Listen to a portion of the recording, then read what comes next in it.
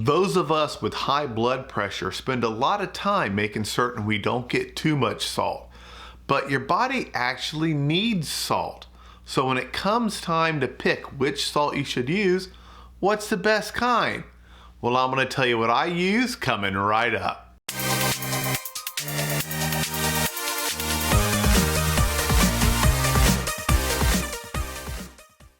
Hello, kidney warriors. James here, your favorite kidney health coach.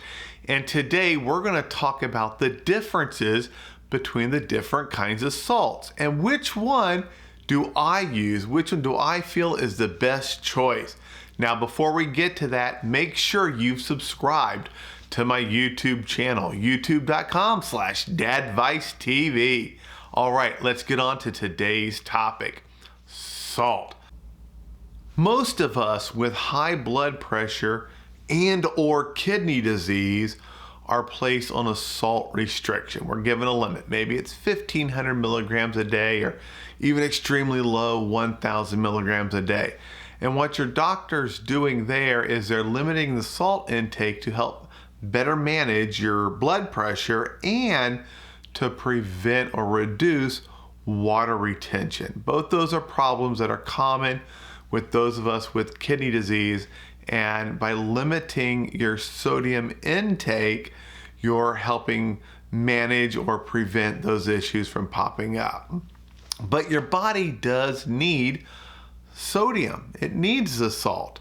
So which salt is best? Well, let me tell you what I've found from my personal research and what decision I made when it comes to cooking up a meal and reaching for the salt to add to it.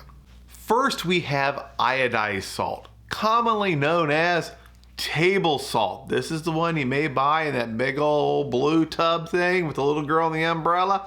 I don't want to say the brand names. I don't want to, harm them. It has its place, but for those of us who really need to make our salt count, which really should be everybody out there, that salt has been so processed, they've removed practically everything from it.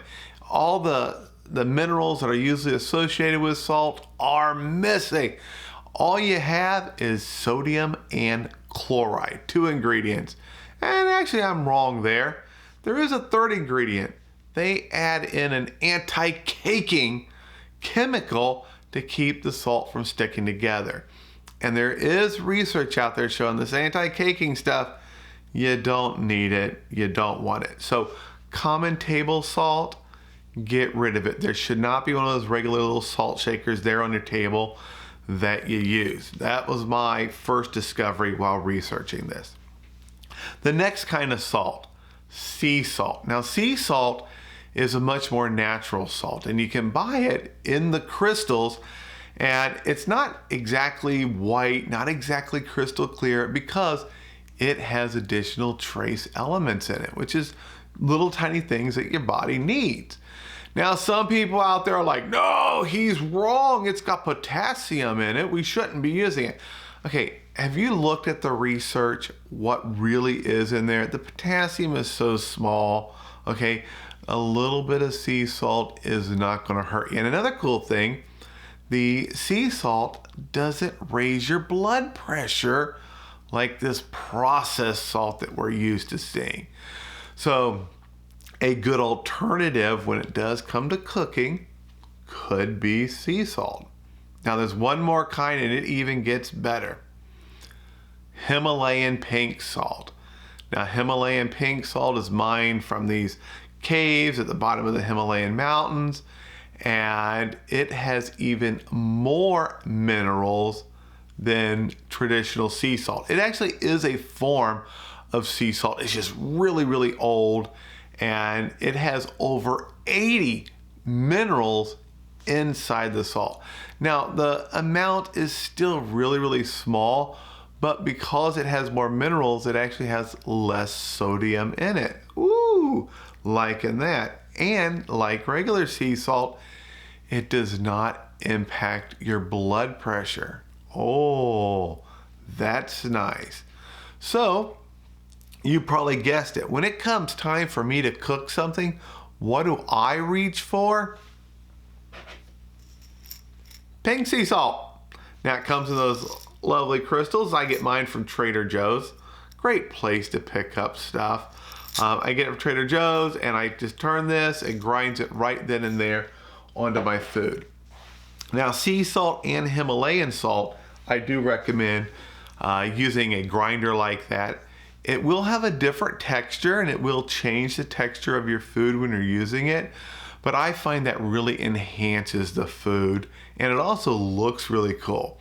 When you've cooked up some asparagus or some green beans or something like that for your guests that are over there or your family, and you just sprinkle a little bit of sea salt on it, and it gives that really upscale, hey, he knows what he's doing in the kitchen look.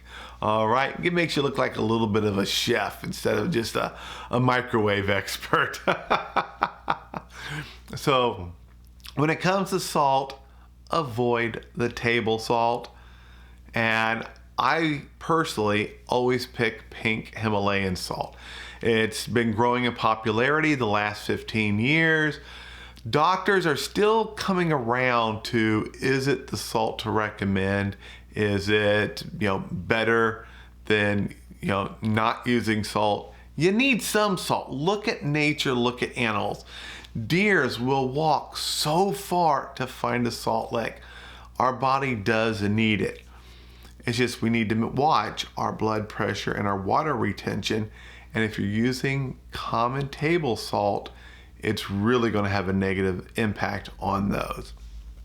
So the next time you're in to your doctor, ask them about your sodium restriction and say, hey, if I switch to Himalayan salt, pink Himalayan salt, how much can I have? Does that change? Does that increase the amount that's right for me, doctor, for the treatment and the strategy that we have to manage my blood pressure and my kidney disease?